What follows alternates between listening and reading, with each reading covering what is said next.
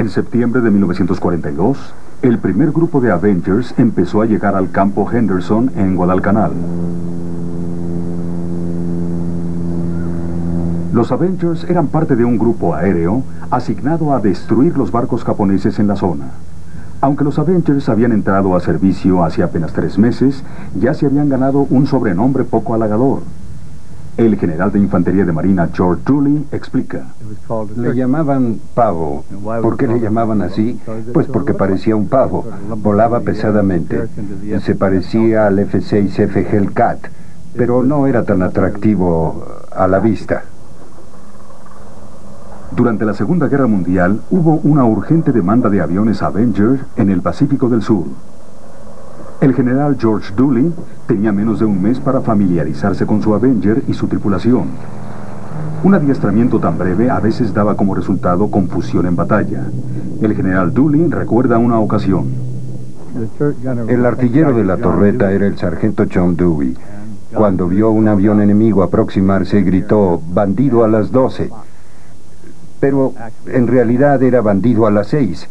Los pilotos estaban mirando en dirección a las 12 y de pronto se dieron cuenta de que John se había equivocado, pero compensó su error derribando al avión. Para los bombarderos torpederos estadounidenses, los ceros japoneses eran solo la mitad del problema. Para que el Avenger pudiera garantizar un torpedeo exitoso, necesitaba volar muy bajo y muy lento, así que era un blanco fácil para los artilleros de los barcos.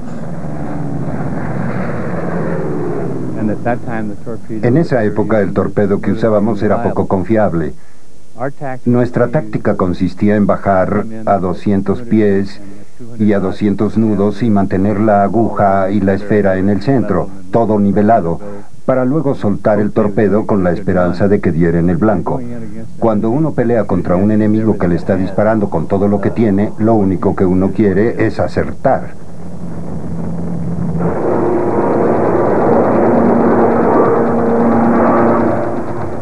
Mientras se desarrollaba la batalla de Guadalcanal, los aviones de la Armada empezaron a asestar fuertes golpes a la flota japonesa. En un lapso de 2 días de noviembre del 42, los japoneses perdieron 2 acorazados, 3 destructores, un crucero y 11 cargueros. El general Dooley voló contra el poderoso acorazado japonés Kinugasa. Cuando estaba a punto de soltar los torpedos, un artillero en la proa del barco del Kinugasa me apuntó.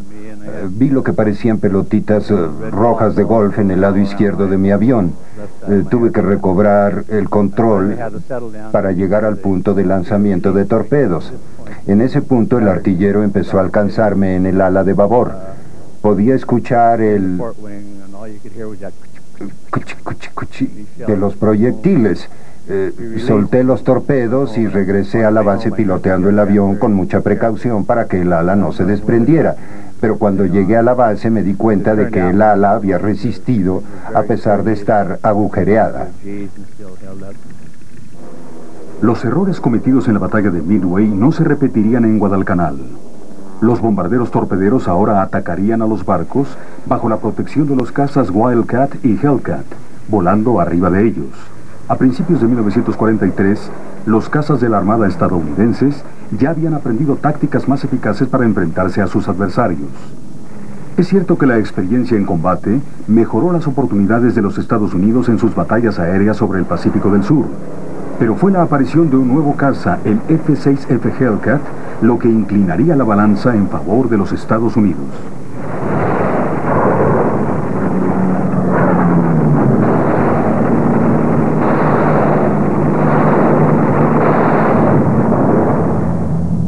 Desde 1941, la compañía Grumman se había concentrado en la producción de su nuevo caza, el F-6F Hellcat, que sería mucho más resistente que su predecesor, el Wildcat.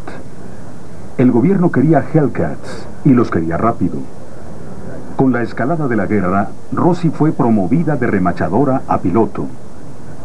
La patrulla de servicio aéreo femenil fue un grupo de mujeres pilotos altamente capacitadas que entregaban los Hellcat en la costa occidental para ayudar a cumplir con las demandas urgentes de la Armada. Aunque nunca fueron oficialmente sancionadas por el Cuerpo de Aviación del Ejército, son un capítulo digno en la larga historia de Grumman. En el verano de 1943, la compañía de aviación Grumman estaba dedicada casi exclusivamente a la producción del codiciado Hellcat. Para estas fechas, la Armada de los Estados Unidos no era el único cliente. Inglaterra también los quería. La patrulla de servicio aéreo femenil llevó los aviones a las unidades navales en la costa occidental, así como a la Real Armada en términos de préstamo y arriendo. En enero de 1944, Grumman dejó de producir el Avenger y se concentró únicamente en el Hellcat.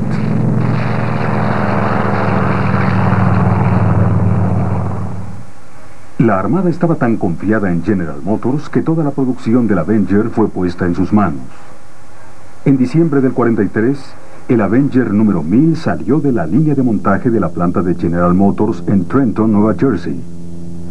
Los siguientes 1000 serían producidos en menos de una tercera parte del tiempo. El gerente general de Eastern Aircraft, Cliff Gould, se ganó el respeto de los líderes de la industria aeronáutica como Larry Bell, Donald Douglas y Glenn Martin, y fue nombrado presidente del Consejo de Producción de Aeronaves de Guerra. Tom, el hijo de Cliff Gould, desarrolló un gran respeto por la aviación. Vivíamos para los aviones. Armaba modelos del Wildcat y el Avenger, y soñaba con ser piloto de la Armada. Fue muy inspirador.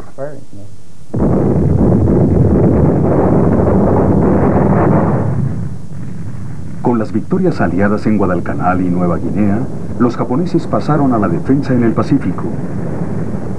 Las fuerzas de la Armada estadounidense iniciaron campaña de isla en isla para garantizar las comunicaciones y las rutas de abastecimiento provenientes de Australia e instalaron bases aéreas desde las cuales sus aviones podían adentrarse más en los territorios ocupados por los japoneses. Con estas campañas en las islas, los escuadrones Avenger fueron utilizados como apoyo aéreo para los infantes de marina que desembarcaban en la playa. Cada Avenger podía llevar 4 bombas de 200 kilogramos. Un escuadrón podía causar estragos entre las tropas japonesas atrincheradas en la cabeza de playa.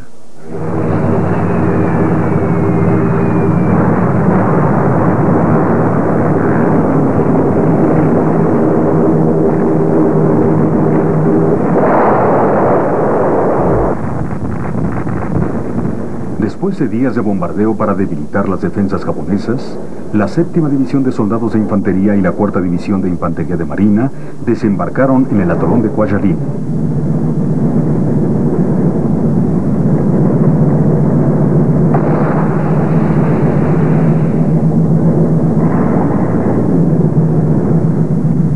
A finales de la primera semana de febrero, la mayor parte de la resistencia en Kwajalein había sido superada.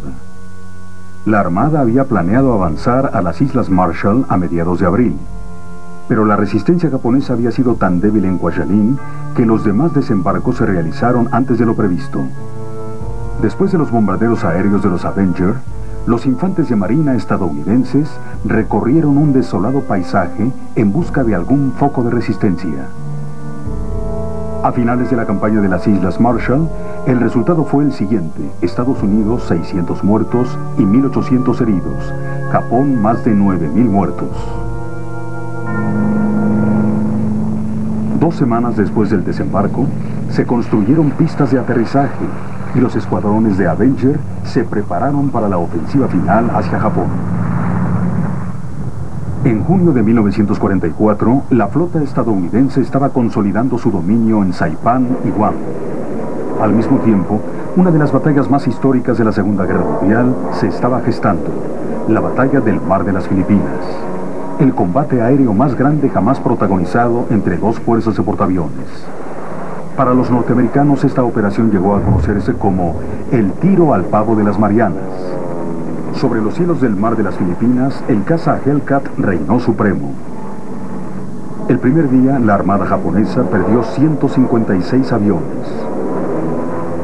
Para no confundir a los bombarderos torpederos con sus contrapartes japonesas, los pilotos de Hellcats llevaban a bordo lo que generalmente es el juguete de un niño: aviones a escala.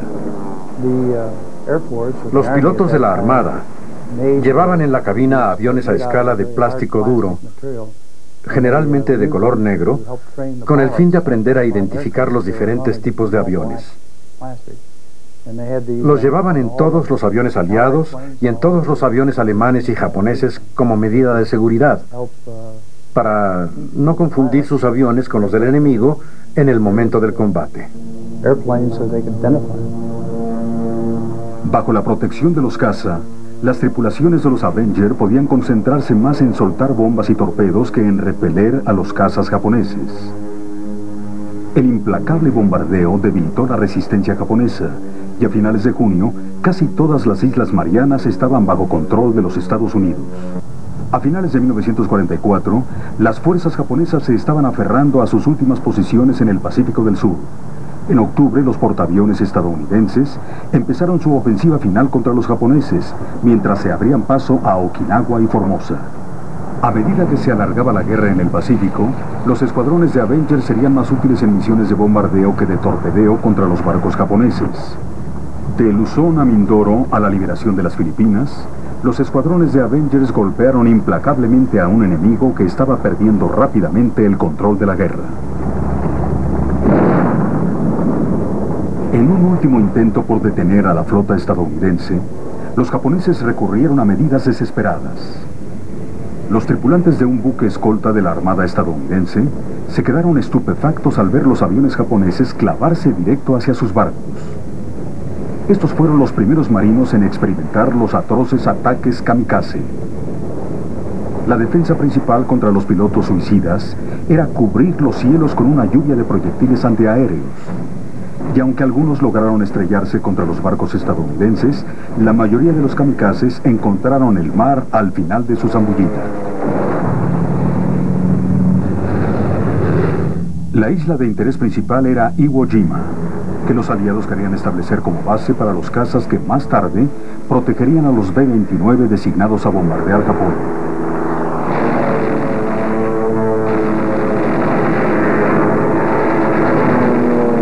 En febrero y marzo del 45, los Avenger participaron en las dos campañas de Iwo Jima como apoyo aéreo cerrado para los infantes de marina. El apoyo aéreo era vital, y después de una de las más cruentas batallas de la guerra, los infantes de marina victoriosos izaron la bandera en Iwo Jima.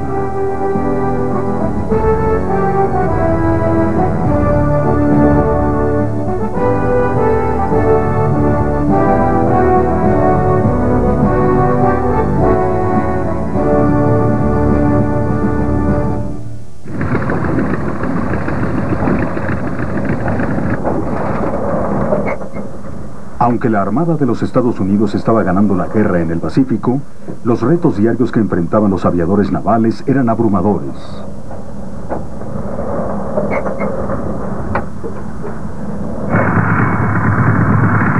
Los pilotos no habían sido adiestrados para aterrizar con una sola rueda sobre la cubierta de un portaaviones, y lo tuvieron que aprender en la práctica.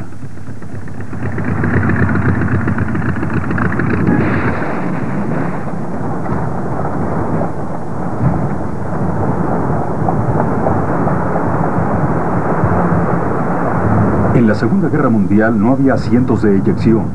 Si el avión estaba dañado, tenían tres opciones: intentar saltar, hacer un amaraje forzoso o aterrizar en el portaaviones como este piloto de Hellcat. Saltar de un avión dañado era generalmente el último recurso de cualquier piloto. Los paracaídas no eran muy seguros y corría el riesgo de ser golpeado por el ala a la hora de salir.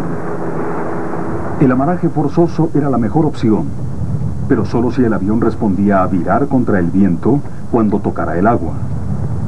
Si el avión aún podía volar, un aterrizaje sobre el portaaviones era la opción preferida, pero también podía ser fatal.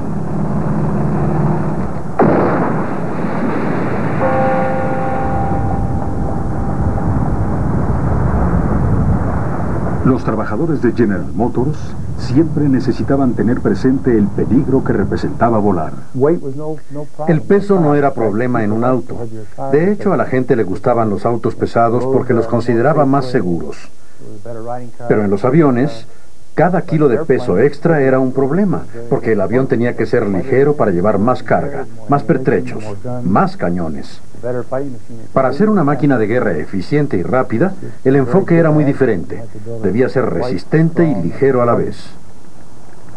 El Avenger era resistente, y en la orgullosa tradición de la compañía Grumman, confirmó varias veces que podía soportar toda clase de abuso y de todos modos volver al barco. Sin embargo, para el piloto George Bush del Escuadrón 51 de bombarderos torpederos, el 2 de septiembre de 1944 fue un día en el que su Avenger no pudo volver al barco. Bush despegó del USS San Jacinto esa mañana para emprender una misión que cambiaría su vida. Fue un día muy importante en mi vida, un día que no olvidaré. La mañana del 2 de septiembre del 44, habíamos volado sobre Chichi-Jima el día anterior e íbamos a volver al día siguiente. El objetivo era una estación de radio fuertemente defendida. La flota se estaba moviendo hacia el sur, así que tenían que destruir la estación en esta misión. Era el último día en que la flota estaría al mando del almirante Nimitz en el norte. La Fuerza Operativa 58 se iba a convertir en la Fuerza Operativa 38 bajo el almirante Halsey. De modo que nos informaron, la flota parte esta noche. Esta será su última misión sobre las Islas Bonin. La flota se va al sur, cosa que me atormentó mucho después cuando estuve flotando a la deriva porque pensé que no volvería a verla. De camino al objetivo, los 4 Avenger se separaron en 2 pares. Bush y su piloto de flanco destruirían una estación de radio y los otros 2 Avenger atacarían otra estación. Era un día bastante claro. Volaba a unos 11,000 pies de altitud. El líder del escuadrón me hizo la seña de que descendería en picada. Estábamos bombardeando en ángulo de planeo. Este avión no había sido diseñado para volar en picada como un cazabombardero, sino para planear. Y llevábamos 4 bombas de 250 kilos. Mi objetivo era una estación de radio. Y en el momento que llegamos al objetivo o cerca del objetivo, vimos que nos esperaba una cálida recepción, porque nos vimos rodeados de fuego antiaéreo. Aceleré el avión en picada y descendí a la mitad de altitud cuando vi numerosas bocanadas de humo por todas partes. El avión se sacudió y de pronto estaba envuelto en humo y llamas. Logré soltar las bombas y regresar al mar. Me hice a un lado para que mis compañeros pudieran saltar. Después de darle a su tripulación tiempo para saltar, Bush saltó sobre el ala. Sentí miedo. Apenas podía ver los instrumentos. Salté y tiré del cordón demasiado pronto. La cola del avión me golpeó en la cabeza, me raspó la cara. Tenía un raspón como el que tienen los beisbolistas cuando se deslizan para tocar base. Irónicamente, el paracaídas se quedó colgado de la cola del avión por unos segundos. Algunos gajos del casquete del paracaídas se rasgaron. Volví la mirada hacia arriba y me quedé pasmado. Luego recobré la calma y estuve flotando en el Pacífico. Podía ver claramente la isla japonesa anclada en el mar. Había olvidado enganchar mi asiento de flotación, pero uno de los pilotos de caza se acercó a mostrarme dónde estaba. Nadé y lo tomé. Lo inflé, me subí a la balsa y procedí a imponer una marca como la balsa más rápida de la historia del Pacífico, cuando traté de huir contra el viento, lejos de la isla de Chichi-Jima. El piloto de un Hellcat ametralló un bote japonés que había zarpado a capturar a Bush, que estaba solo en una balsa con poca protección. Llevaba una pistola calibre 38. Me habían hablado de esas islas. Sabía que no eran amables con los prisioneros. De hecho, el comandante de ese lugar fue juzgado y más tarde colgado por haberse comido el hígado de los pilotos. Así que desenfundé mi 38 sin saber qué hacer con ella. Por fortuna no tuve que matar a nadie ni quitarme la vida. Después de casi 3 horas en la balsa, Bush vio surgir algo del agua a 100 metros.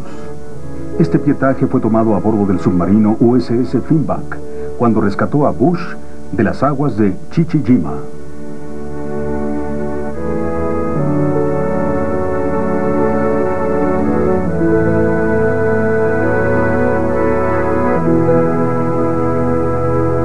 En 1945, General Motors construyó su Avenger número 7000. 4 años antes había estado fabricando autos, y para finales de la guerra había producido más de 3/4 partes de todos los Avenger para la Armada.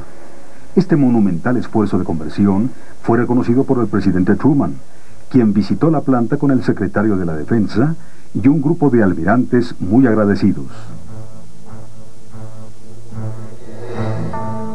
Antes de que Japón se rindiera oficialmente el 2 de septiembre de 1945, los Avenger estaban operando en campos aéreos a través de todo Japón. Desde su trágico comienzo en Midway hasta su éxito contra los submarinos alemanes en el Atlántico y su triunfante final en Tokio, el avión que vino a simbolizar el arsenal de la democracia estuvo ahí en todo momento.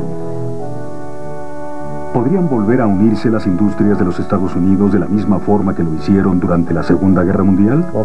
Si nos dijeran que no podemos fabricar más autos y que tenemos que hacer algo con nuestra gente, estoy seguro de que aprenderíamos a fabricar cualquier producto que el gobierno nos pidiera para apoyar cualquier esfuerzo que se persiguiera, en la guerra o lo que fuera. Es el espíritu estadounidense. El Avenger sirvió con la Armada hasta 1955, pero nunca más en combate. Durante la Guerra de Corea fue usado extensivamente para la transportación de carga de Japón a la flota. Con la llegada de la Guerra Fría, el Avenger tuvo un papel importante en la Armada, localizando submarinos soviéticos. Varios otros Avenger, como la variante de reconocimiento marítimo que llevó un escudriñador en el compartimiento de bombas y la variante electrónica de medidas preventivas, volaron brevemente para la Armada.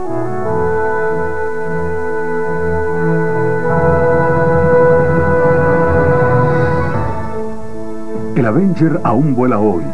De Alabama a Arizona, los pilotos de la generación de la era del jet cruzan los tranquilos cielos en la reliquia viviente que una vez llevó terror a los barcos japoneses y a los submarinos alemanes. Ahora el Avenger ve la mayor parte de su acción en espectáculos aéreos y reuniones, volado por pilotos que preservan el legado de una época pasada. Una época cuando un mundo inquieto estalló en llamas. Una época en que las industrias de los Estados Unidos se unieron en una lucha propia para convertirse en un arsenal de la democracia fuerte y unificado.